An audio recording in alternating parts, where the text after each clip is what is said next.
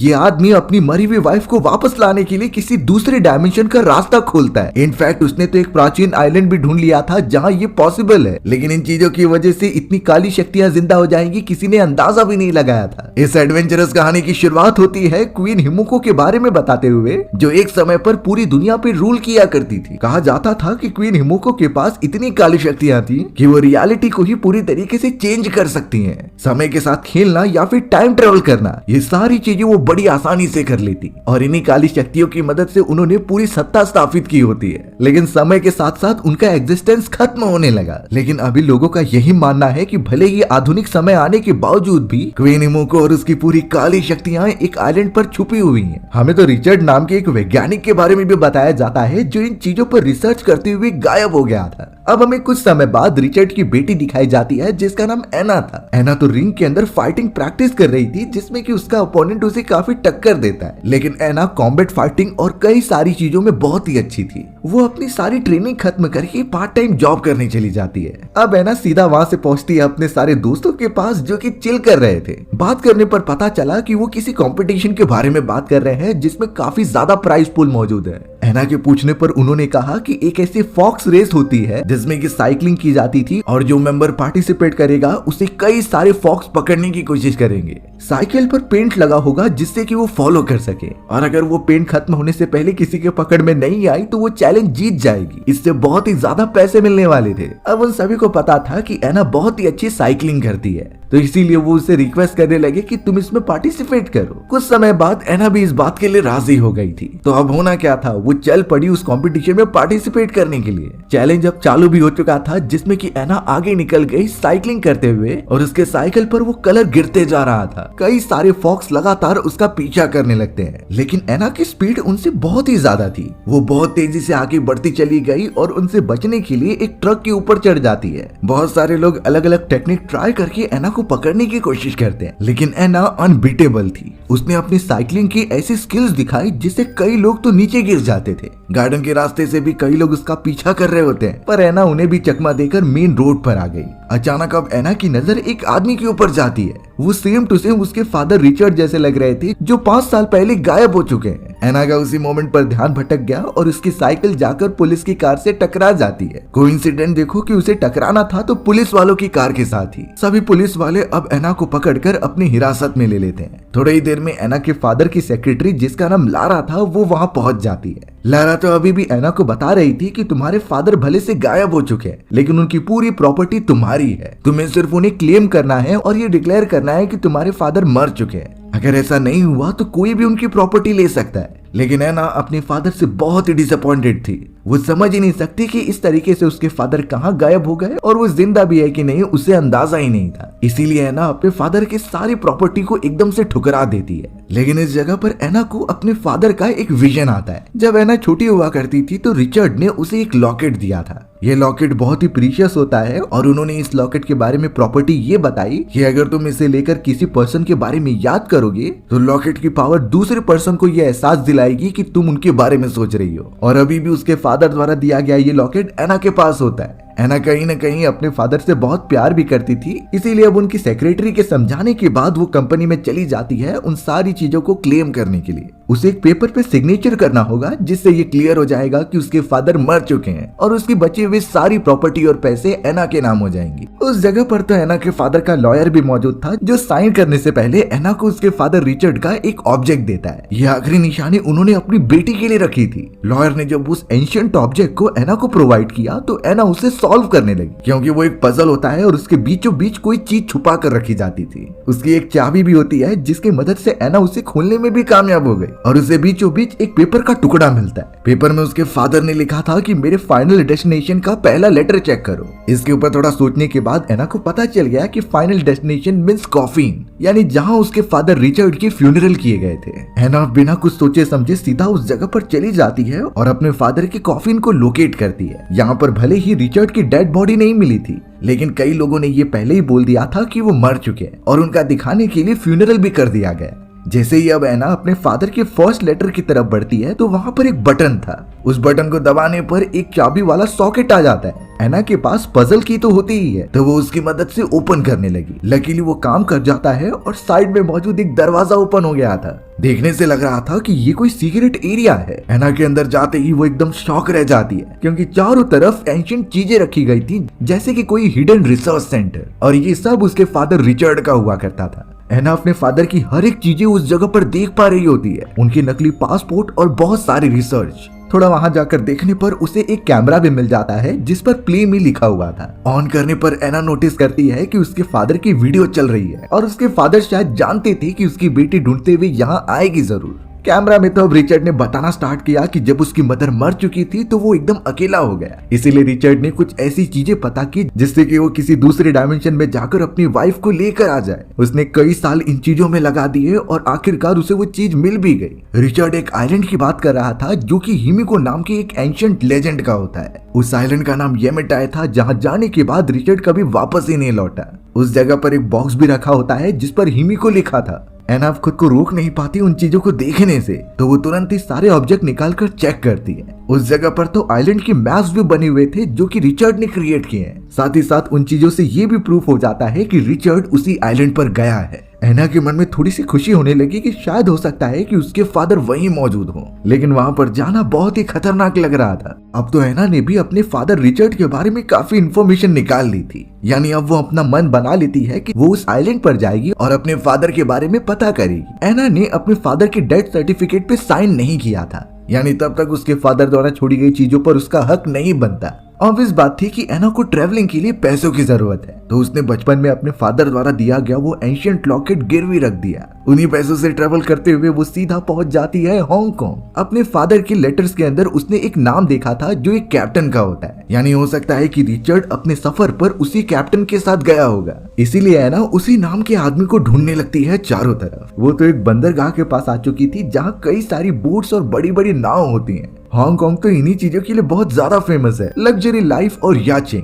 अब यहाँ कैप्टन के बारे में कुछ पूछने के लिए वो वहाँ के कुछ लोकल लोगों से बात करती है। वो 3 लोकल लड़के जब एना को कुछ बता रहे थे तब पता चला कि वो तीनों तो चोर हैं। उन्होंने एना का वो बैग छीन लिया और वहाँ से भागने लगे। एना बेचारी उन्हें पकड़ने के लिए जाती है क्योंकि सारे पैसे तो उसमें मौजूद हैं। अगर उसके पास पैसे नहीं होंगे तो वो आगे कैसे बढ़ेगी। सबसे बेस्ट बात ये होती है कि एना चेजिंग में बहुत ज्यादा माहिर थी। वो काफी फुर्तीली होती है, जिससे कि जल्द से जल्द वो उन लड़कों के पीछे चली गई। लग रहा था कि एक समय पर वो लड़के उसके पैसे लेकर भाग जाएंगे, पर एना उस मेन लड़के को पकड़ लेती है और उसे चोक करने लगती है। बेचारे लड़के एक लड़की के सामने हार रहे थे। एना अपना बैग वापस तो ले लेती है, लेकिन वो तीनों लड़के अब उसे मारने के लिए आगे बढ़ रहे थे। एना तो एक बोट पर मौजूद थी और वहां से कहीं जा भी नहीं सकती, यानी कि अब वो भी फाइटिंग के लिए तैयार है। तीनों बदमाश लड़के जैसे ही आगे बढ़ते तभी उस बोट का पायलट गन लेकर आ जाता है। उसने फायर करके तीनों लड़कों को वहां से भगा दिया। एना जब उस आदमी की तरफ देखती है तो वो पायलट नीचे गिर गया। ऑब्वियस बात थी कि उसने काफी ज्यादा ड्रिंक पी ली होती है। बोट के अंदर लेके जाने के बाद एना ने तुरंत ही उसे जगाया और वो तुरंत ही उस कैप्टन के बारे में पूछ लेती है।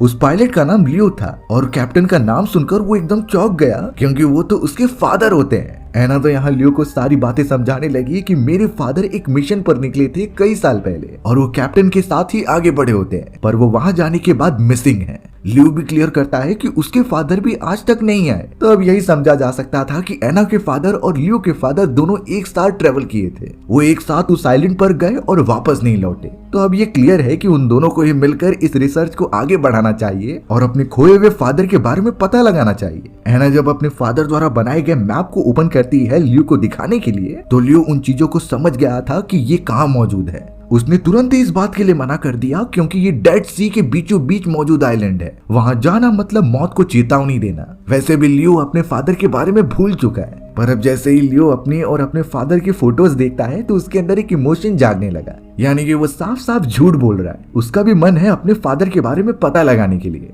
अब एना को पता चला कि लियो ने कल रात गैम्बलिंग में काफी सारे पैसे हार चुका है। तो इसीलिए वो उसकी मदद करती है और कुछ डॉलर्स प्रोवाइड कर देती है। यानी कि अब लियो को एना का साथ देना ही होगा। दोनों ही अब मैप के माध्यम से निकल पड़ते हैं उस आइलैंड की तरफ। होप सो उन दोनों को उनके फादर मिल जाए, लेकिन ये बात कंफर्म है कि उनका ये सफर बहुत ही ज्यादा खतरनाक और डार्क होने वाला है। हम सिर्फ देखेंगे नहीं, हम भी उनकी मदद करेंगे इस पूरी जर्नी में। रास्ते में एना अपने फादर द्वारा लिखे गए सारे आर्टिकल्स को पढ़ती रहती है कि उन्होंने रिसर्च क्या किया है। उन सारी चीजों में एना उस पजल को भी अपने साथ लेकर आती है जो शायद आगे चलकर काम में आए। रिचर्ड ने अपनी किताब में साफ लिखा था उस आइलैंड के बारे में कि किस तरीके से हिमिको नाम की वो एंशिएंट लेजेंड बहुत ही ज्यादा खतरनाक है। भले ही उसका एग्जिस्टेंस इस दुनिया से खत्म हो चुका है, लेकिन कुछ लोग ऐसे हैं जो उसकी ताकतों का मिसयूज करना चाहते हैं, जबकि रिचर्ड तो सिर्फ उनकी पावर का यूज करके अपनी वाइफ के पास जाना चाहता था। रिचर्ड ने बताया कि हिमिको नाम की वो खतरनाक वेपन बहुत ही बड़े दरवाजे के पीछे मौजूद है। भले ही कोई भी आइलैंड तक पहुंच गया, लेकिन हिमिको तक पहुंचने के लिए उन्हें कई स्टेजेस का सामना करना होगा। ये लेवल्स कोई आम लेवल नहीं थे, बल्कि इसके अंदर काली शक्तियों वाले शैतान से लेकर हर एक बड़े बड़े दानव होते हैं। इतनी खतरनाक चीजों से लड़ पाना इंसानों का काम नहीं है, लेकिन फिर भी इन चीजों से पता नहीं क्यों एना को डर नहीं लग रहा था। उसमें इतनी हिम्मत जो आ गई थी इतनी लाइफ को इंडिपेंडेंटली जीते हुए। अब यहाँ इन्हीं चीजों को फॉलो करते हुए एना और लू आगे बढ़ने लगते हैं। रात का समय हो चुका था और सबसे डरावना मोमेंट आ जाता है पानी के बीचों बीच। यानी उनकी बोट डूबने वाली थी इतने बड़े तूफान की वजह से। पानी में बहुत ऊंची ऊंची लहरें उठ रही होती हैं जो एक ही बार में उसकी बोट को नष्ट कर देंगी। एना और लू को कुछ करना होगा, नहीं तो उनमें से कोई नहीं बच पाएगा। लेकिन इस कंडीशन में कभी हम फंस जाएं तो सबसे अच्छी टेक्निक होती है कि बोट की डायरेक्शन वेव की डायरेक्शन से एकदम अपोजिट रखें। और दूसरी बात, कभी भी इंजन को बंद करके बोट को एक जगह पर खड़े नहीं रखना है। लगातार बोट को चलते देना ही सबसे बेस्ट काम होता है, क्योंकि अगर बोट स्टिल रहेगी तो बड़ी बड़ी लहरें उसका मोमेंटम बिगाड़ सकती हैं, जिसके बाद बोट तो सीधा पलट ही जाएगी। पर शायद ये सारी बातें लियो को पता नहीं थी और वो कहने लगा कि हमें कूदना होगा। बेचारी एना अब अपना सारा सामान इकट्ठा करने लगी और अपने फादर की हर एक डायरी को ले लेती है, लेकिन शायद वो उस पजल को लेना भूल गई जो आगे जाकर काम आएगा। जल्द से जल्द बोट पूरी डूब जाती है और वो दोनों पानी से बाहर कूद गए थे। अब बोट तो नहीं रही, लेकिन एना लियो को ढूंढ रही होती है। वो पानी में कहीं भी उसे दिखाई नहीं दे रहा था। फिलहाल एना को तूफान से बचना था तो वो किनारे पर आ गई। पर जैसे ही एना उस जगह से आगे बढ़ती है तो वहाँ कुछ और रिसर्चर्स थे जिन्होंने उसे मारकर बेहोश कर दिया। यानी कि इस आइलैंड पर पहले से ही कुछ लोग आकर बैठे हुए हैं जिनका शायद मेन गोल वही होगा जो रिचर्ड चाहता था। ऑब्वियस बात होती है कि हिमिको की ताकतें किसे नहीं चाहिए। अगर ये डार्क मैजिक का रहस्य किसी के हाथों में आ गया तो वो तो अमर हो सकता है। थोड़े समय के बाद एना को होश आ रहा था। उसके सामने तो मिथाइस नाम का एक आदमी था जो कि एना का शुक्रिया अदा करता है कि उसने उसकी सारी प्रॉब्लम सॉल्व कर दी। मिथाइस ने तो ये भी बताया कि वो इस जगह पर अपनी पूरी टीम के साथ है और वो अपनी मंजिल तक पहुंच कर रहेगा। एना तुरंत ही अपने बैकपैक में चेक करती है तो उसके फादर की डायरी गायब थी, जो ऑब्वियसली मिथाइस ने ले ली होती है। यानी ऑब्वियसली अब उसका काम आसान हो गया है। चौंकाने वाली बात थी कि मिथाइस रिचर्ड को जानता था। उसने तो एना को ये भी बताया कि रिचर्ड ने हमारी मदद करने से इनकार कर दिया, इसीलिए मुझे उसे मारना पड़ा। एना एकदम से चौंक गई क्योंकि अब तक वो सोच रही थी कि एटलीस्ट उसके फादर आइलैंड पर जिंदा होंगे, लेकिन मिथाइस तो बोल रहा था कि उसने फादर को मार दिया है। अब एना एकदम टेंशन में जैसे ही बाहर की तरफ निकलती है तो वहाँ कई सारे वर्कर्स थे।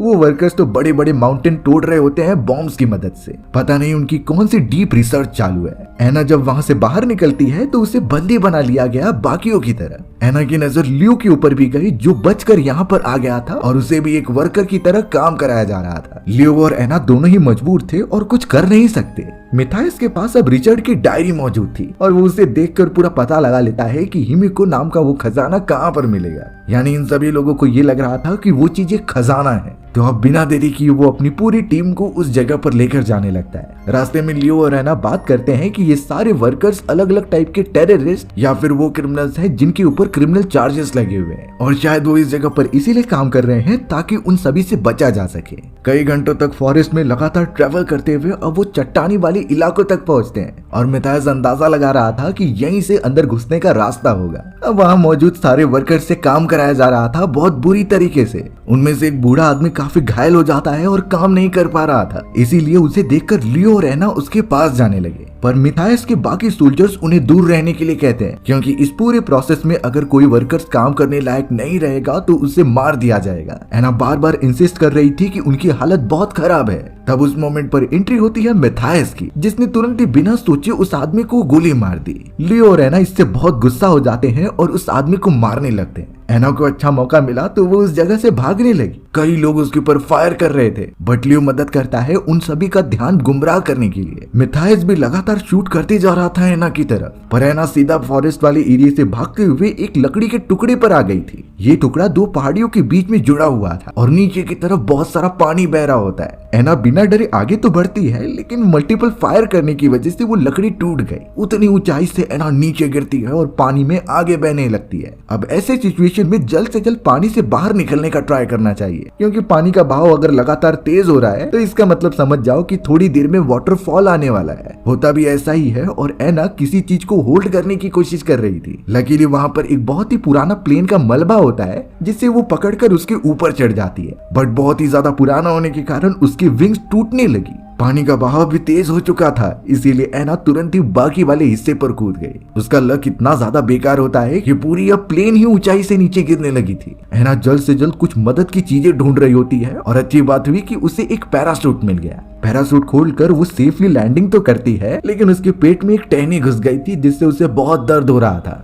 अब एना को बिल्कुल नहीं आइडिया कि वो किस जगह पर है, पर किसी ने अब तुरंत ही हमला कर दिया था एना के ऊपर और बाद में रिवील होता है कि ये मिथाइस का कोई आदमी है। उसने तुरंत ही एना को चोक करने की कोशिश की और मारने का भी ट्राई किया, पर एना 1-to-1 कॉम्बैट फाइटिंग में बहुत ज्यादा माहिर थी, इसीलिए तो वो पहले इतनी ज्यादा ट्रेनिंग लेती थी। बहुत बुरी तरीके से कुछ देर तक उनके बीच लड़ाई होती रही, लेकिन एंड में एना उस आदमी को चोक करते हुए दम घोटकर मार देती है। उसने कभी सोचा नहीं था कि वो किसी की जान लेगी, पर अपने सर्वाइवल के लिए इतना तो करना ही होगा। अचानक अब उसे पेड़ के पीछे कोई तो फिगर दिखाई दी। उसके बड़े बड़े बाल थे और वो दूसरी तरफ भागते हुए जा रहा था। एना तुरंत ही उसका पीछा करती है और देखती है कि वो ऊपर की तरफ चढ़ रहा है। थोड़ा पास जाने पर वो एकदम चौंक गई, क्योंकि ये उसके फादर रिचर्ड थे। रिचर्ड ऊपर वाले हिस्से में जाकर एक गुफा में छुप जाता है। एना भी उस जगह पर पहुंची और कहने लगी कि मैं आपकी बेटी हूँ जो यहाँ पर आपको बचाने के लिए आई थी। शुरुआत में रिचर्ड उसके बातों पर भरोसा नहीं करता और बोलता है कि ये कोई सपना है, पर एना ने उसे सब कुछ भरोसा दिला दिया था। एना को बहुत ज्यादा चोट लगी थी, इसीलिए रिचर्ड अपनी बेटी का इलाज भी करने लगा। एक फादर एंड डॉटर का प्यार देखने में बहुत ही ज्यादा अच्छा लग रहा था इतने सालों बाद। सुबह होने के बाद पता चला कि रिचर्ड अपनी बियर्ड शेव कर रहा है। एना जाकर अपने फादर की मदद करने लगी वो करने के लिए। रिचर्ड ने ये साफ कह दिया कि तुम्हें छोड़ना मेरी लाइफ की सबसे बड़ी गलती थी, लेकिन मजबूरी के कारण ये करना पड़ा। वो अपनी वाइफ के पास जाना चाहता था इन सारी कथाओं को प्रूव करके, लेकिन रिचर्ड को जब से पता चला है कि मिथाइस और उसके सभी लोग इस जगह का गलत यूज करना चाहते हैं, तो वो इस आइलैंड से कभी बाहर ही नहीं निकल पाया। उसे किसी भी हालत में उन्हें रोकना होगा, क्योंकि हिमिको अगर एक बार ओपन हो गई तो शायद वो पूरी दुनिया को कर्स कर सकती है। आगे चलकर इतने खतरनाक हादसे होंगे जो आज तक कितने सालों में नहीं हुए। शायद हो सकता है कि इंसानियत भी डार्कनेस के अंदर चली जाए, लेकिन एना बार बार यही कह रही थी कि हमें वापस लौट जाना चाहिए। भले ही मिथाइस के पास उसके द्वारा दी गई वो डायरी है, लेकिन ये बात क्लियर थी कि वो उनके बिना दरवाजे को ओपन नहीं कर पाएगा। मिथाइस तो एना पर इसीलिए गुस्सा होने लगा था क्योंकि उसे लगा कि वो उसकी सारी रिसर्च को जला देगी, जिससे कि वो बाकियों के हाथ न लग सके, लेकिन एना ने ऐसा नहीं किया। एना तो उन सारी चीजों का यूज करके आज अपने फादर के पास पहुंच गई है। एना बार बार रिचर्ड को कह रही थी कि हमें अपने दोस्तों को बचाना चाहिए और वहां से निकलना चाहिए, लेकिन रिचर्ड अपनी पूरी हिम्मत हार चुका था। एना को काफी अजीब लगता है क्योंकि उसके फादर तो बहुत बहादुर हुआ करते थे, पर शायद इस पूरी कंडीशन ने उन्हें चेंज कर दिया है। एना तो अब अपने फादर की मदद दिए बिना सीधा बो एंड एरो उठाती है और वहां से चली जाती है मिथाइस के कैंप की तरफ। लगातार फॉरेस्ट वाले रास्ते से ट्रेवल करते हुए वो उस टेंट में पहुंच गई जहां शायद वो मिथाइस पर हमला करेगी, लेकिन मिथाइस उस समय वहां मौजूद नहीं होता और उसे अपने साथियों से सिग्नल मिलता है कि उन्होंने कुछ लोकेट किया है, यानी कि हिमिको तक पहुंचने का दरवाजा उन्हें मिल चुका था, सिर्फ उसे ओपन करने की देरी है। एना वहां से ट्रेवल करते हुए सीधा वर्कर्स के पास पहुंचती है और लियो की नजर भी उस पर पड़ गई। एना के साथ कोऑर्डिनेट करते हुए उसने किसी भी तरीके से उन सारे सैनिकों को मार दिया। वो सभी वर्कर्स को एक साथ होने के लिए कहती है और जितने वेपन्स वो ले सके वो ले ले, क्योंकि आगे चलकर शायद एक बड़ी जंग होने वाली है। सामने की तरफ जितने भी मिथाइस के सोल्जर्स आ रहे थे वो उन्हें खत्म करते जाते। एना और बाकी वर्कर्स के पास एक अच्छा मौका था वहां से निकलने का, पर हिमिको के दरवाजे की तरफ रिचर्ड बढ़ता चला जाता है। एना ने भी ये देखा और वो उनके पास आ गई, पर पता नहीं था कि उस जगह पर तो मिथाइस भी पहुंच चुका है। मिथाइस ने बहुत कोशिश की, लेकिन वो इस दरवाजे के पैटर्न को ठीक नहीं कर पा रहा है जिससे ये खुल सके, इसीलिए उसने रिचर्ड को मारने की धमकी दी कि तुम इसे ओपन करो। अच्छी बात हुई कि वहां एना आ जाती है और बाकी आदमियों को एरो की मदद से मार देती है। मिथाइस ने तो अपनी गन सीधा रिचर्ड के ऊपर पॉइंट कर दी थी, यानी अब उसकी जान खतरे में है। एना ने इतनी मुश्किल से अपने फादर को ढूंढा है और वो इस तरीके से उसे मरने नहीं दे सकती, तो अब जाकर एना मिथाइस की बात मान जाती है, यानी वो इस डोर को ओपन करेगी। एना ने अपने फादर द्वारा दिया हुआ वो पजल ओपन किया था और ये उसके ही तरह होता है, तो उन्हीं पैटर्न का यूज करते हुए एना कॉम्बिनेशन ट्राई करती है और थोड़ी ही देर में वो दरवाजा ओपन हो चुका था। अंदर की तरफ एक बहुत ही बड़ी गुफा थी और चारों तरफ अंधकार था। मिथाइस तो खुश होकर अपने सारे आदमियों के साथ अंदर चल पड़ता है। अब एक पोजीशन तक पहुंचने के बाद वहाँ तेजी से हवाएं चल रही थी। रिचर्ड ने बताया कि हिमिको अभी भी जिंदा है और ये उसकी सांसों की आवाज है, लेकिन यहाँ मिथाइस इन चीजों पर बिलीव नहीं करता। वो तो यही कह रहा था कि शायद ये एयर प्रेशर की वजह से हो रहा है। तुरंत ही आगे बढ़ने पर एक अजीब सी चीज जमीन में से निकली। वो अनजान चीज एक सोल्जर को वहीं पर खत्म कर देती है, लेकिन मिथाइस को तो इन सबसे कुछ फर्क नहीं पड़ता था। उसे सिर्फ खजाना चाहिए जो उस गुफा में मौजूद है। आगे बढ़ने पर उन्हें एक खाई मिलती है जहाँ नीचे की तरफ कई सारे स्केलेटन्स मौजूद थे। ये स्केलेटन उन सारे इंसानों के होते हैं जो आज तक यहाँ आए और बाद में यहाँ से लौटे ही नहीं। अब एक लैडर बिछाकर जैसे ही वो थोड़ा और दूसरी तरफ जाते हैं, तभी उनमें से एक सोल्जर ने गलत जगह पर पैर रख दिया था। वो एक ट्रैप होता है जिससे कि पीछे का दरवाजा बंद हो गया। इतना ही नहीं, अब नीचे की तरफ मौजूद सारे ब्रिक्स एकदम से नीचे गिर रहे होते हैं। बचे हुए सारे लोग अपनी जान बचाकर दूसरी तरफ जाने की कोशिश कर रहे थे और अब तो वो डोर भी बंद हो चुका है। एना भी बहुत क्लोज थी नीचे गिरने के, लेकिन तभी उसकी नजर डोर के ऊपर जाती है जहाँ मल्टीपल छेद बने हुए थे। उस जगह पर कलरफुल ग्लासेस होती हैं जिसे कि अरेंज करना था, तो एना तुरंत ही जंप करती है डोर के ऊपर और उन कॉम्बिनेशंस को ठीक से लगाने लगती है। अब तो नीचे का फ्लोर पूरा ही टूट चुका था और एना लटकते रहती है, लेकिन एंड मोमेंट पर उसने वो कॉम्बिनेशन कंप्लीट कर लिया था। लकीली दरवाजा ओपन हो जाता है और सभी लोग दूसरी तरफ पहुंच जाते हैं। आखिरकार इतनी मेहनत के बाद उन्हें वो टेंपल मिल ही गया जिसकी बातें एंशिएंट समय से की जाती थी। कहा जाता है कि इसी टेंपल के अंदर हिमिको की डेड बॉडी रखी गई है कॉफिन में। वहां से अंदर जाने पर आसपास एक अजीब तरीके का कलेक्शन होता है इंसानों के बॉडी पार्ट्स का। कथाओं में लिखा गया है कि हिमिको को सैक्रिफाइस चाहिए थे, इसीलिए कई सारे इंसान अपनी ताकत और इमॉर्टैलिटी के लिए उसे अपनी जान कुर्बान कर देते। हिमिको उनकी आत्माएं एब्जॉर्ब करके और भी ज्यादा ताकतवर हो जाती और उनकी विश पूरी कर देती। इतनी खतरनाक और एंशिएंट चीजें वो सभी अपनी आंखों से पहली बार देख रहे थे और आगे वाले रास्ते पर देखने पर सभी चौंक गए, क्योंकि सामने की तरफ वही कॉफिन रखा गया था जिसके अंदर हिमिको की डेड बॉडी होगी। एना तुरंत ही अपने फादर रिचर्ड की तरफ देखती है, क्योंकि उन्होंने जो जो अंदाजे लगाए थे वो सब सही होते हैं। रिचर्ड तो अब तुरंत ही मिथाइस के पास आकर कहने लगा कि तुम्हें ये कॉफिन ओपन नहीं करना चाहिए, अगर ऐसा हुआ तो पूरी दुनिया कर्स हो जाएगी। बट मिथाइस रिचर्ड की एक बात नहीं सुनता।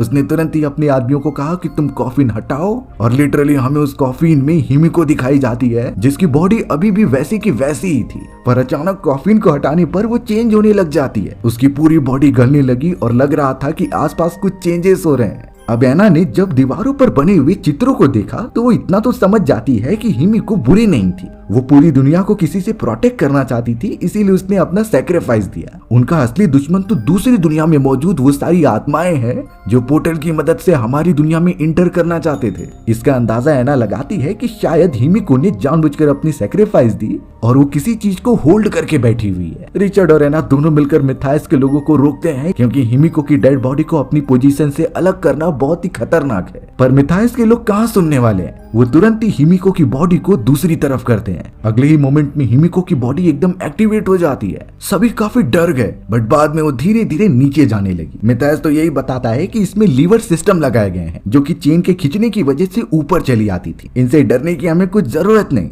पर अब मिथाइस का एक आदमी जिसने की हिमिको को टच किया था, उसका हाथ पूरा काला पड़ने लगता है, जैसे लग रहा था कि टच करने के बाद उसका कर्स बढ़ते जा रहा है। अब यहाँ जाकर एक सच्चाई पता चलती है कि हिमिको एक वायरस को रोक रही थी। उसने जानबूझकर अपना सैक्रिफाइस दिया ताकि ये वायरस चारों तरफ फैले ना, और अब देखते ही देखते वो आदमी पूरी तरीके से इन्फेक्टेड हो जाता है और चारों तरफ गोलियां चलाने लगता है। मिथाइस ने तो सबसे पहले अपने उस इन्फेक्टेड आदमी को शूट किया और कुछ सैंपल्स इकट्ठा करने के लिए हिमिको की एक उंगली ले ली थी। एना और रिचर्ड ये बिल्कुल होने नहीं दे सकते थे, क्योंकि ये वायरस बाहर नहीं पहुंचना चाहिए। वो तुरंत ही उन सभी पर हमला करने लगे। मिथाइस का एक आदमी तो सीधा एना के पीछे भाग पड़ता है उसे मारने के लिए, और वहीं मिथाइस रिचर्ड पर हमला कर रहा था। उसकी बुलेट्स खत्म हो गई थी, इसीलिए मिथाइस दूसरी तरफ भागता है और रिचर्ड के ऊपर तो उसका एक इन्फेक्टेड सोल्जर हमला भी करने लगा। बेचारा रिचर्ड उससे बचने के चक्कर में खुद भी इन्फेक्टेड हो जाता है। रिचर्ड अपने हाथ को बांध ले रहा था ताकि ये इन्फेक्शन जल्दी ना फैले। दूसरी तरफ तो वो सोल्जर एना के पीछे पड़ा हुआ था, पर एना वहां पर मौजूद ट्रैप्स का यूज करती है उस सोल्जर को खत्म करने के लिए। एना तुरंत ही अपने फादर रिचर्ड के पास पहुंची तो पता चला कि वो इन्फेक्टेड हो चुके हैं।